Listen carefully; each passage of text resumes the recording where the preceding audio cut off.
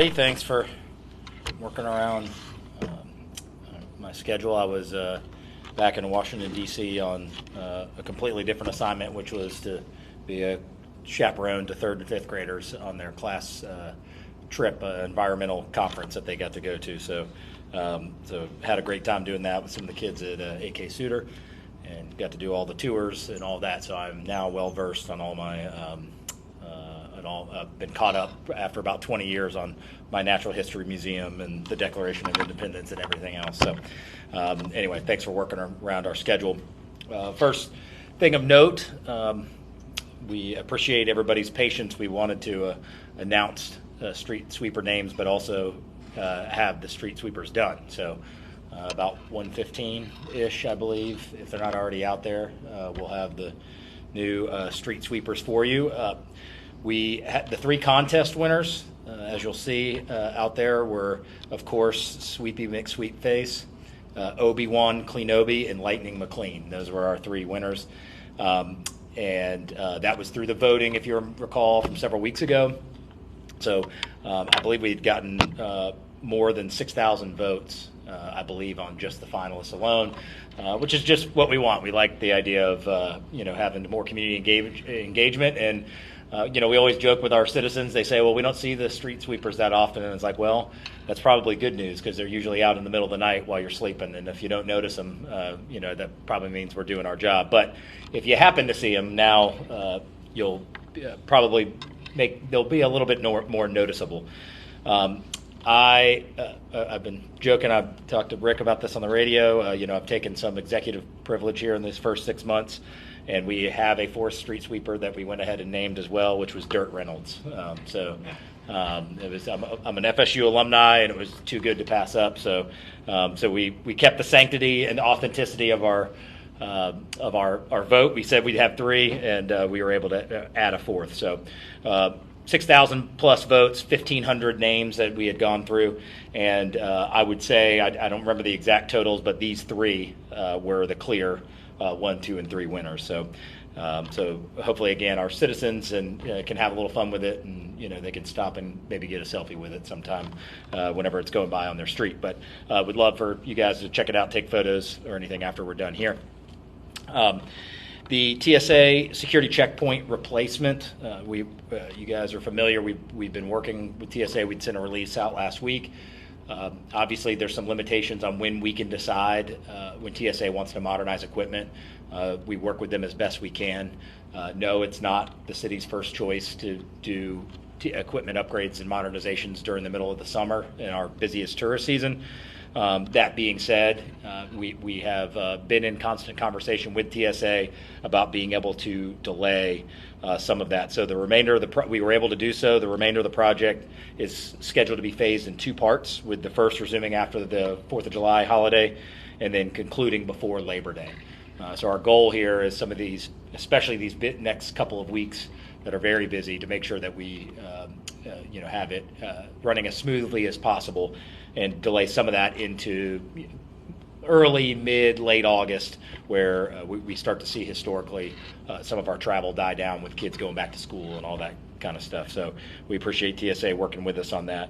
And look, it's equipment, and it's also staffing, and we got to make sure we continue to maintain. Especially if you do not have TSA pre-check, make sure that you're at the airport 2 hours early. I wouldn't change your opinion on that. And again, it's a schedule determined by someone that's it's a little bit out of our control, but I am appreciative that given the needs and some of the struggles that we've been having with the update of that equipment, that they were able to work with us and help us at least get through this real busy time. So that's the update there. We did announce the rent and utility assistance that's available through the CDGB coronavirus funds. I believe we have $100,000 made available, and you can go to cityofpensacola.com, CDBGCV, to learn more about eligibility requirements. I'm going to try, I don't know if I can say that twice, but CDBGCV. So it's on our website to make sure that you, and it's on our social media channels as well. We updated right out here to my right, your left, the government and Reeves four-way stop is in. And we are also going to be adding a Government and Jefferson four-way stop. If you're familiar, that's right there at the northeast corner of Plaza Ferdinand, Seville Quarter area, and that's been a two-way for a long time, where Government's been able to go through east and west, and it's only been two-way north and south. And anybody who's driven it or lived here long enough knows that people stop anyway on the east and west, because it feels like it should be. So your brain kind of tells you it's a four-way stop when it isn't, and that can probably cause more harm than it is to definitely can cause more harm, the ambiguity of that, than to just turn it into a four-way stop. So our public works team got out and looked at Roos and Government as well as Jefferson and Government, and it was determined that there is a need for additional stop signs there. That one should go in on Thursday, July 6th. So weather permitting, obviously, we'll see how all of that goes. But we should have some signage out there like we did at Roos Street to warn everybody. Town Hall. My next one is July 26th for District 1 with Councilwoman Jennifer Breyer. That's Wednesday, July 26th at 6:30 p.m. At Vickery Resource Center, 2130 Summit Boulevard. So that's at 6:30 p.m. instead of the normal 5:30. 4th of July will be closed on Tuesday. We will be open Monday and Wednesday. So City Hall, City of Pensacola administrative offices, resource centers, and Roger Scott and the Osceola Golf Course will remain open. And if you receive sanitation service on Monday, there will be no changes. And after that, starting with Tuesday, if you get your garbage picked up on Tuesday, everything will be bumped back one day. So Monday will stay as normal. Tuesday will just be a day later like we normally have for Monday holidays. And last thing, press conference. I know we'll send a note out. What we'll do is I'll have some availability on Monday. Excuse me. I'll have some availability on Monday. We may do it virtual. We know it's a crazy time for our staff with people out, and as well as with media, between Blue Angels and 4th of July and all that kind of stuff. So I still will be available. Any questions that you have, and more to come. We'll have Casey reach out to you, but we'll have some. It might be a virtual access like we did when I was up at the Harvard Fellowship. We may do something to that effect, and certainly we'll make ourselves available as needed. So, but we may not have a formal press conference. We're waiting to finalize that. But just wanted to give you guys that update. So. That's all I got. Take any questions that you have. Mayor, can you talk about the status of the Children's Services Center with the Lakeview Center? Yeah. Again, I was out Monday and Tuesday, so I wasn't at the meeting. I've just been briefed a little bit on it. I know we continue to have some conversations going back and forth between the Children's Trust staff and our staff that, at this point, we'll do what we can to put our best foot forward, but as I can't speak to what was said in the meeting specifically or anything like that, because I wasn't available. But our intent is to, again, I feel like we've got a great project that has a lot of partners that are proven entities here that care about children in this community, and I think it's what would be a really good fit for the use of these dollars that are available, and more are coming available. Of course, it's a trust with a board that can make a decision the way that they want to make it. But we'll continue to work with them and to advocate for any answers they need, any way to help improve our ability to get this funded. We'll continue to look into. We haven't been given any indications that it won't work, or that or that we're in a situation where it's not feasible. That at least I've not been apprised of that. So we'll continue to work on it. Again, put our best foot forward. So you're intending to reapply to them, or? Yeah, well, I've seen. I don't want to speak to too much detail because I'm just getting kind of caught back up. But I know that there's been emails going back between administration and Children's Trust that is continuing to pursue, some of the information that's needed. As I said, as I sit here in front of you today, I haven't been notified that it's something that definitely won't work or that has no chance of success. We'll continue to push forward with it. But no one has notified us, and we continue to work and try to make as much progress as we can. I know this is out of your wheelhouse, but we were in the last couple of last couple of days, we've been having reports of drownings along the beaches of around this area, especially in Northwest Florida. I know from a city standpoint, there's not a whole lot that can be done. But is there ever something that would be a consideration, say, asking local hotels here to maybe post flags, maybe even consider, just an idea. You see a lot of times people hang these huge American flags out at a car dealership. Instead of a huge American flag, maybe like a flag for what the beach looks like as you're driving over the Gulf Breeze. Yeah. I mean, has there ever been any kind of ideas or something? Yeah, like you said, I mean, a lot of the awareness campaigns, all of those things, obviously primarily start out at the beach. But look, we're always going to be partners in trying to keep people safe. And what we know, and I try to help even our local residents understand this. If you just know how much of the economy of the jobs that are created here, that people that live here every day, how much of those are tied to people who visit here. Whatever number you think it is, it's higher than that. And so, it's something that I try to warn people, you think about when you complain about tourism traffic or all of those things, but those people that are coming to spend a lot of money here, they're here 5.9 days on average, and they, spend a lot of money at the beach and helping our hospitality industry, our hotel industry. They're extremely valuable to us, so I'm very appreciative of people that pick Pensacola when they can pick a lot of other places to visit. So anything that keeps people safe, especially when you have tourists coming in who may not be as aware about water conditions, so no, we haven't had any of those conversations, but certainly as we start to see it, all of these unfortunate events happen in such a short period of time. City of Pensacola would be happy to do anything that was feasible that was able to help in this approach, no question about it. But we want people enjoying the City of Pensacola and getting home safely. So it obviously saddens me to hear about all of this happening, and we've all known it's been the kind of risk that these rip currents and things are. But we've grown up here, or we've lived here a long time, and so it's so unfortunate for people that may not be as aware, that put themselves in that position unknowingly. So any way we can help with that, of course, we would be happy to. Yeah, Rick. What's the timetable on the budget? How do you plan on presenting it to the council? Some mayors have done state of the city addresses as part of the process. Have you thought through any of that? I know I've got a meeting with Amy LaVoy about exactly that.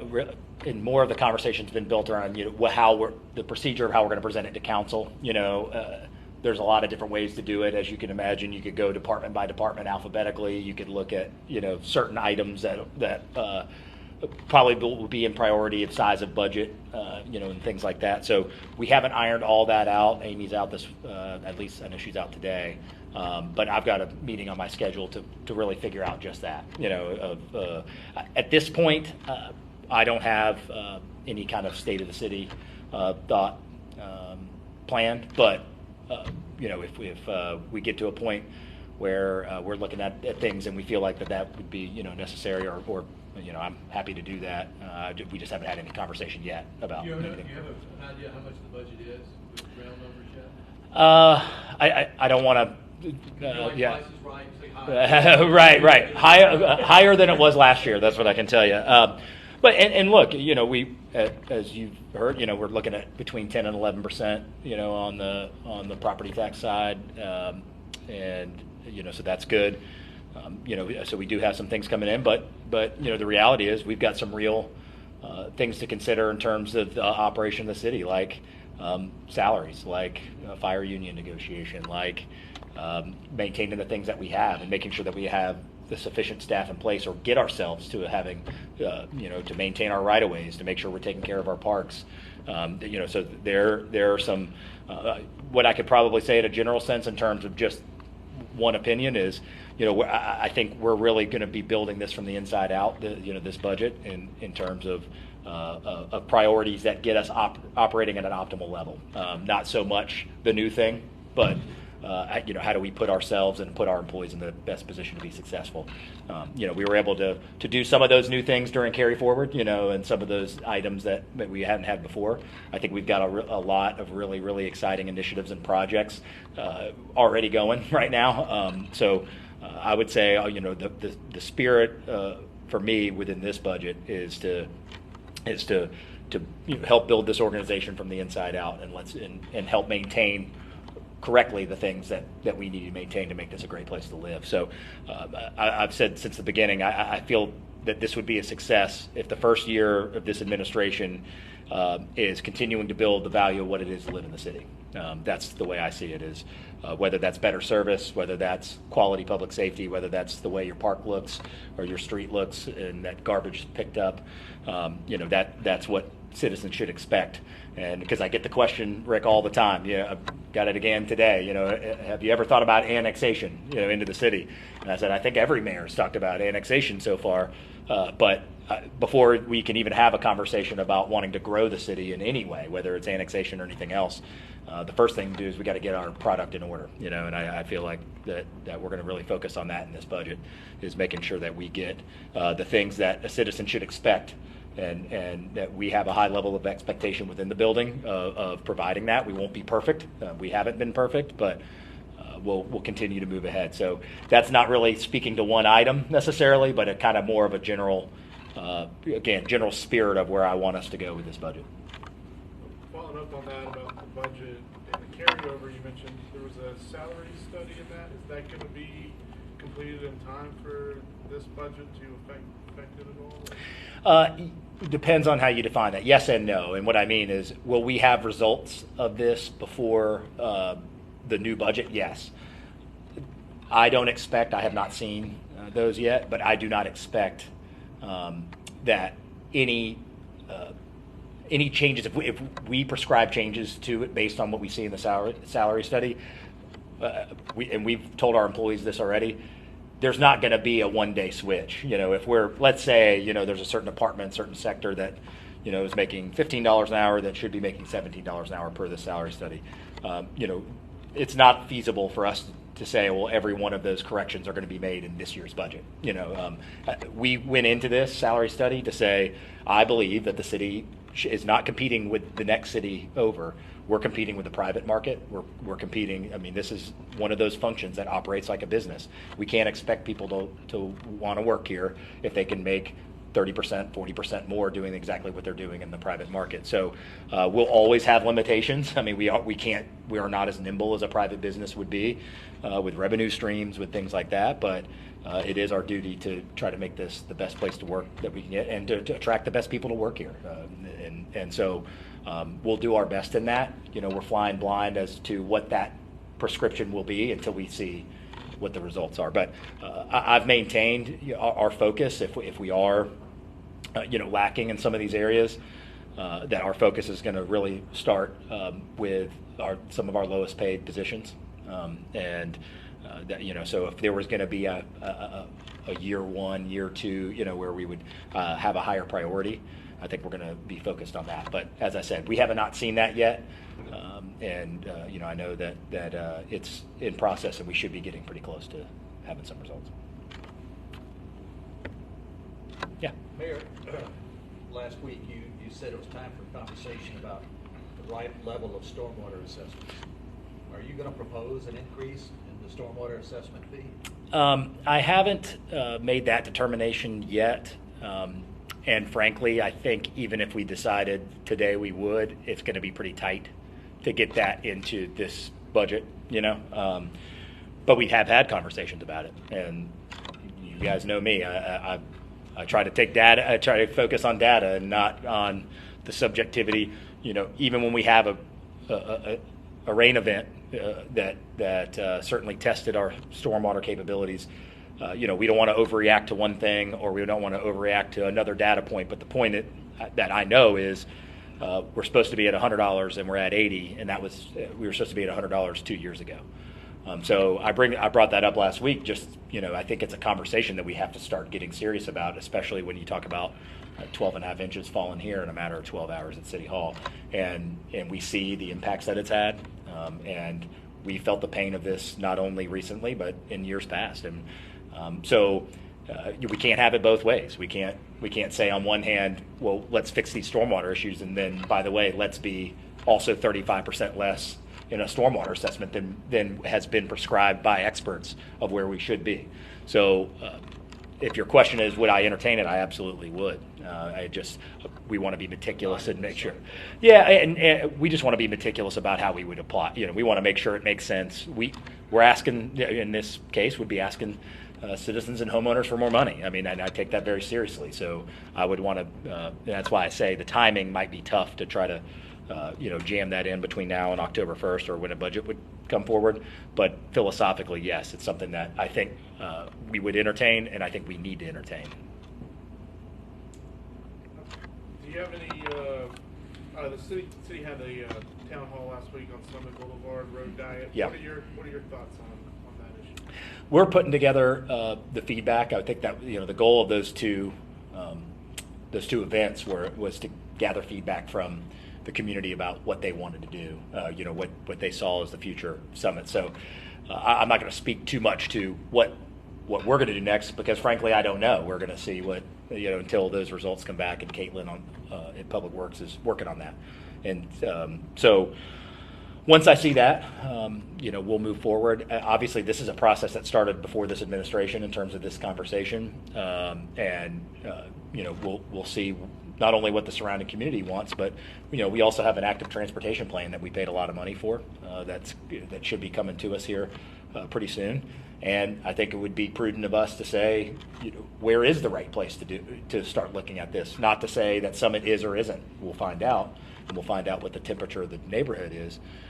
But there might be higher priority issues all over the city. This was one that was selected, again in the previous administration to take a look at, and the data suggested it. I told every person that came up and talked to me during this listening session, I said, hey, we're here because the data suggested that the traffic load could take some lane repurposing. We wouldn't be here if it didn't say that. So, I think we've done our due diligence at this point. We're collecting what those votes are.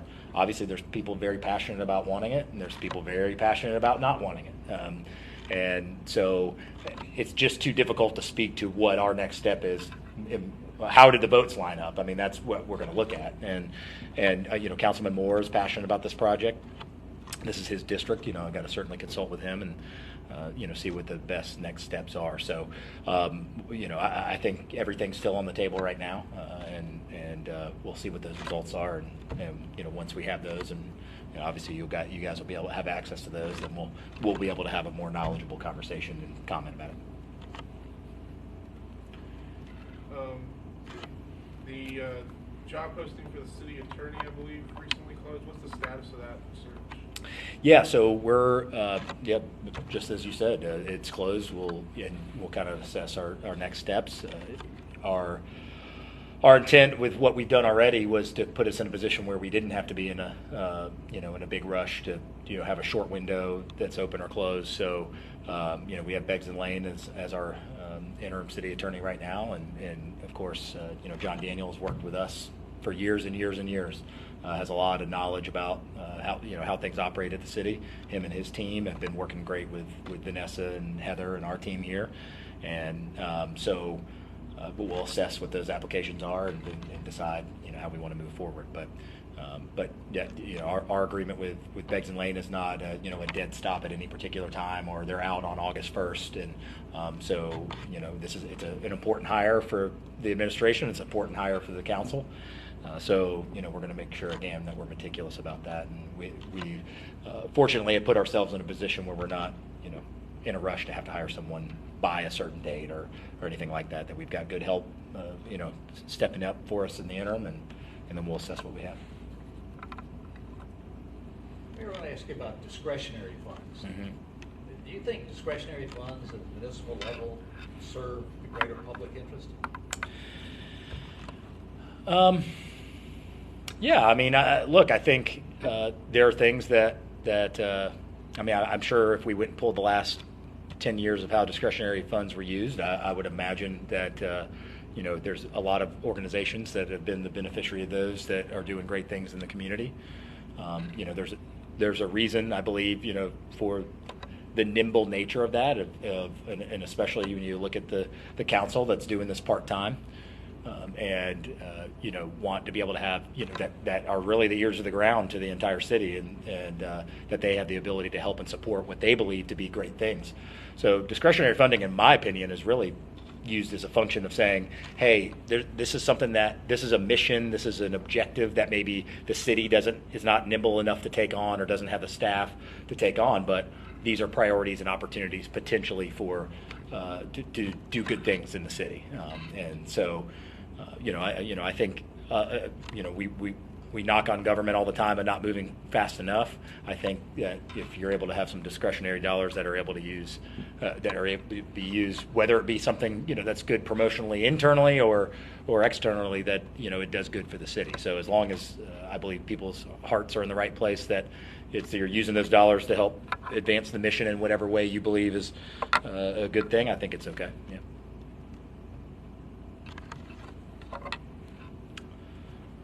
Anything else? All right. Well, if I don't see you, have a good 4th, and thank you guys so much. The street sweepers are out front, so. The street sweepers are out front. If you guys want to ride them, okay, just kidding. You can't drive them.